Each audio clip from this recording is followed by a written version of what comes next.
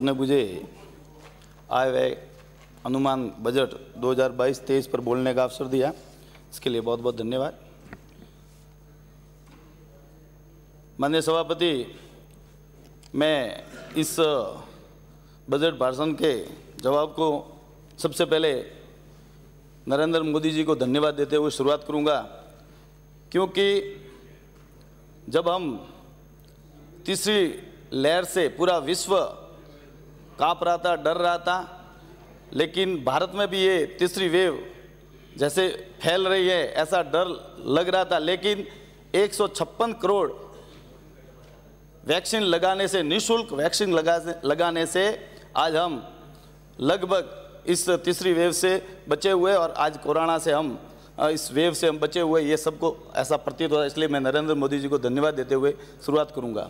बात चिकित्सा क्षेत्र की है, मैं मेरे सीधा विधानसभा क्षेत्र और की बात करूंगा। मेरे और विधानसभा क्षेत्र में लगभग 5 लाख जनसंख्या है, लेकिन मात्र वहाँ पर 2 CSC है, 2 सामुदायिक स्वास्थ्य केंद्र हैं। उसमें से आदर्श चिकित्सा सामुदायिक स्वास्थ्य के लिए एक अनुशंसा की थी, लेकिन वहाँ पर भी डॉक्टरों की कमी है। डॉक्टर आदर्श CSC का मतलब होता है कि वहाँ पर पूरे डॉक्टर होने चाहिए, लेकिन वहाँ पर डॉक्टर नहीं है। तो मैं सबसे पहले तो ये निवेदन करूँगा, कम से कम आदर्श CSC में तो स्टाफ पूरे होए, डॉक्टर पूरे हो, इससे हमारे क्षेत्र में उस लाभ मिले मरीजों को। जब 2 CSC है तो 5 लाख की जनसंख्या है, तो 4 CSC और होनी चाहिए। तो मैं निवेदन करूंगा, बागरा, भादराजून, चांद्राई और गुड़ा बालोतान में से, भादराजून या बागरा में से किसी एक में CSC अगर मुख्यमंत्री जी पूरक बजट घोषणा में अगर एक खोल दे तो और क्षेत्र के लिए बड़ी कृपा होगी। PSC में मैं जो आदर्श ग्राम पंचायत है ऊण, वहाँ पर एक प्राथमिक स्वास्थ्य केंद्र, जहाँ पर दूर दूर से कई लोग, कई पेशेंट दूर दूर जाना पड़ता है, कई तरह की बीमारियों से कई बार मौतें हुई है। मैं आपसे निवेदन करूंगा कि प्राथमिक स्वास्थ्य केंद्र ऊण में और प्राथमिक स्वास्थ्य केंद्र एक शंखवाली में अगर खोला जाए तो वहाँ के लोगों के बहुत ही सुविधा मिलेगी। उसके बाद में सब सेंटर, जो 1000 सब सेंटर की अगर घोषणा की है, तो मेरे एक रसियावास खुर्द में जहाँ NM सेंटर तो बना हुआ है, लेकिन वहाँ सब सेंटर मतलब कि घोषित नहीं है, और एक सुमेरगढ़ खेड़ा, वहाँ दोनों अगर सुमेरगढ़ खेड़ा में अगर सब सेंटर बन जाए तो बड़ी मतलब कि कृपा होगी वहाँ पर। मैं शिक्षा के क्षेत्र की बात करूँगा। जब अभी चर्चा हो रही थी कि करीब 3800 ग्राम पंचायत हेडक्वार्टर पर सीनियर हाई सेकेंडरी स्कूल, जो 10वीं तक की स्कूल है या 8वीं तक की है, उनको सीधा करेंगे। मैं निवेदन करूँगा कि सिर्फ ग्राम पंचायत हेडक्वार्टर की नहीं करके, एक ग्राम पंचायत में 4-4 गांव होते हैं, 3-3 गांव भी होते हैं और 2-2 भी है, 2 गांव भी बड़े गांव ऐसे भी है, वहां पर वास्तव में जनसंख्या भी है और वो 8वीं तक स्कूल है, 10वीं तक स्कूल है। मैं निवेदन करूंगा कि उस 8वीं को 12वीं तक, या उस गांव को भी, छोटे गांव को भी, उसमें भी 10वीं तक माध्यमिक या 12वीं तक स्कूल की जाए, ये मैं निवेदन करूंगा। और जिस प्रकार से जब शिक्षा की बात होती है तो मैं एक संत की एक बात बताना चाहूँगा। 1960 की बात है, जब शिक्षा का प्रचार सही तरीके से नहीं था, प्रौढ़ शिक्षा उस समय चलती थी, पढ़ने के लिए गांवों में सिर्फ और 5वीं तक स्कूल हुआ करती थी।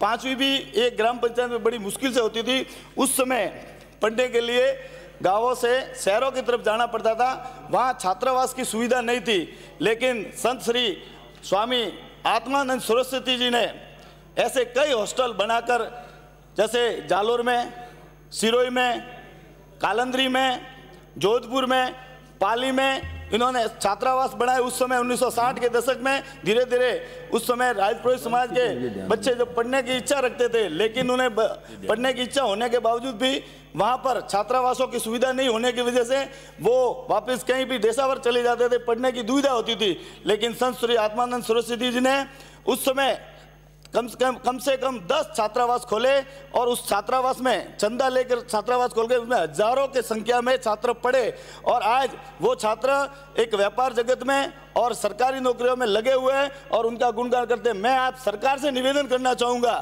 कि उनके नाम का जो शिक्षा के क्षेत्र में उत्कृष्ट कार्य करता है उनके नाम का स्वामी संत आत्मानंद जी सरस्वती के नाम का कोई पुरस्कार रखे, जिससे वास्तव में लगेगा कि शिक्षा के क्षेत्र में अगर कोई उत्कृष्ट कार्य करता है तो उनको इस प्रकार से पुरस्कृत भी किया जाता है। तो मैं निवेदन करूंगा सरकार से कि संत श्री आत्मानंद जी सरस्वती के नाम का पुरस्कार रखा जाए।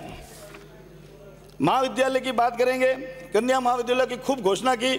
मेरे विधानसभा क्षेत्र और में मात्र एक राजकीय महाविद्यालय है, वो भी ग्रेजुएशन लेवल का है, उसको क्रमोन्नत करने की बहुत आवश्यकता है। वहाँ पर छात्र संख्या भी पूरी है। और चांद्रई या बागरा सियाणा भादराजून में एक कन्या महाविद्यालय या को एजुकेशन वाला ग्रेजुएशन महाविद्यालय खोला जाए, जिससे वहाँ के क्षेत्र में बच्चों के पढ़ने का होगा सुविधा होगी।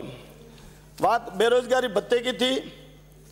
सबने बजट घोषणा से पहले जब घोषणा पत्र आया था सरकार आएगी तो 3500 रुपये देंगे, लेकिन मेरे विधानसभा क्षेत्र के युवा मुझसे सवाल पूछते हैं कि हमारे 3500 रुपये अभी तक नहीं आए। आज जब 3500 की बात होती है तो कभी ड्रेस कोड की बात होती है, कभी नौकरी पर 2-2 घंटे जाने की बात होती है। मैं निवेदन करूंगा ये राइडर नहीं लगाकर और जो योग्य छात्र हैं उन्हें 3500 बेरोजगार है और 3500 दिया जाए, जिससे वो पढ़ने में, अब आप अगर 2-4 घंटे उनको स्कूल में बुला दोगे या कहीं पंचायत में बुला दोगे तो वो पढ़ेंगे कैसे, वो बेरोजगार कैसे होंगे। आप तो उस पर आप 50-100 रुपये में उनको बेरोजगारी भत्ता देने के बदले आपको 50 रुपये में मजदूर रख रहे हो।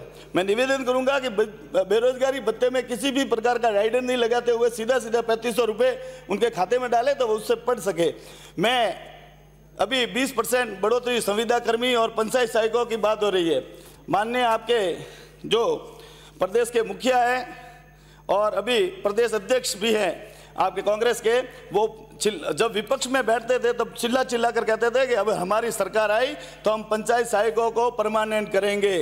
आज चौथा बजट हो गया।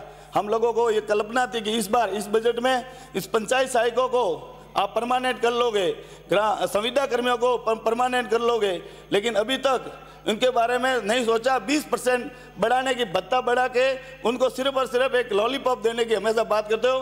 कल उनका 28 तारीख से वापस वो धरने पर बैठने वाले। मैं निवेदन करूंगा सरकार इसे यथाशीघ्र इसको संज्ञान में लेकर इन पंचायत सहायकों को परमानेंट करे, जिससे हमारे जो 3500 से 27,000 परिवार जो इस लड़ाई लड़ रहे हैं उनको न्याय मिले। मैं आपसे निवेदन करूंगा, जब कृषि बजट आ रहा था, कृषि बजट के बारे में चर्चा हो रही थी, तो मुझे लग रहा था कि किसानों के लिए कुछ नया होगा, किसानों की चिंता होगी, किसानों में कुछ हटके काम होगा। किसानों का जो संपूर्ण कर्जा माफ की बात होती थी, वो संपूर्ण कर्जा माफ होने के साथ साथ में बिजली के बिल, किसानों के बिजली के बिल हमेशा के लिए माफ हो जाएंगे, किसानों को बिल देने की जरूरत नहीं पड़ेगी, ऐसा बजट आएगा। लेकिन ऐसा कुछ नहीं हुआ।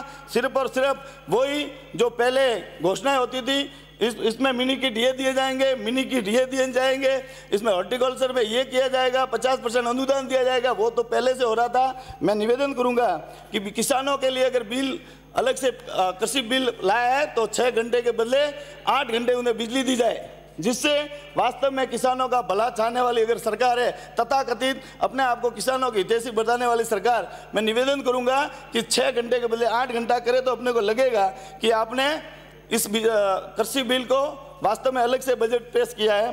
किसानों का ऋण माफ होना चाहिए, किसानों के बिजली बिल नहीं आना चाहिए। इस प्रकार से अगर काम हो तो लगेगा कि आपने कृषि के अलग से बजट पास किया है। जब सड़क की बात होती है तो मेरे क्षेत्र में मैं हमेशा पिछले 3 साल से एक छोटे से बजट के लिए सिर्फ 3 करोड़ का बजट है। एक पुलिया की बात करता हूँ, भूती और रोडला के बीच में। मैंने बार बार मुख्यमंत्री जी को इसका लेटर भी दिया है और हर जो भी मंत्री जी होते हैं उनको भी लेटर दिया कि मैंने कहा एक 3 करोड़ रुपए का अगर बजट पारित कर लो तो एक 10 गांवों के लिए बहुत बड़ी सुविधा हो जाएगी। भूती और रोडला के बीच में जो एक पुल बना हुआ है, वह पुल नहीं है, वहाँ नदी चलती है। थोड़ा सा अगर बारिश आ जाती है, थोड़ी सी बारिश में वो रास्ता पूरा रुक जाता है। 8 से 10 गांव पूरी तरह से वो वहाँ से संपर्क टूट जाता है। संपर्क टूट जाने के बाद में वो वहाँ कभी कभी तो 7-7 दिन तक वो वहाँ बैठते हैं और दवाइयों की वहाँ कोई तरह की व्यवस्था नहीं है। कई तरह की बीमारियाँ वहाँ फैल जाती है। मैं निवेदन करूँगा कि ये छोटा सा काम सिर्फ 2.5 से 3 करोड़ रुपए का बार बार 2 से 3 बार मैंने प्रपोजल भी भिजवाया एक्शन से, लेकिन इस बारे में कोई अभी तक कार्रवाई नहीं हुई। मैंने मुख्यमंत्री जी को बजट के लिए भी इसमें एक बार लेटर भी लिखा था। मैं निवेदन करूंगा कि इसकी घोषणा की जाए। और मेरे क्षेत्र में चांद्राई, पौचौटा, वल्दरा, मुलेवा, निमला वाला सड़क पूरी तरह से क्षतिग्रस्त है, उसकी घोषणा करें। सामूजा, वेड़िया, आईपुरा, वावड़ी वाला रोड, बेटाला, चांदना, सियाणा वाला रोड, बालावास से मेड़ा निचला, रायपुरिया, देवड़ा, बीबलसर वाला रोड, और इस प्रकार से करीब 25 से 30 रोड जो अलग अलग साइड में हैं, वो सभी रोड अगर बनाए तो हमारे क्षेत्र में जो वास्तव में बहुत कमी है, रोडों के टूटे हुए उनको हो जाएगा। मैं निवेदन करूंगा पेयजल के बारे में, पेयजल के लिए नर्मदा ईआर और नर्मदा की घोषणा हो चुकी है। माननीय सभापति महोदय, बहुत ही इंपॉर्टेंट विषय है पेयजल का। आपने पूर्व में नर्मदा ईआर का घोषणा तो कर ली, लेकिन ये काम होने में 2 से 3 साल लगेंगे। अब की बार ट्यूबवेल और सोलर पंप और हैंडपंप की घोषणा नहीं की है, पूरक में ट्यूबवेल की घोषणा की जाए, जिससे पार्लियामेंट में दौड़ते फिर रहे थे आप। चलिए समाप्त करिए जल्दी। धन्यवाद। श्री आलोक बेनीवाल।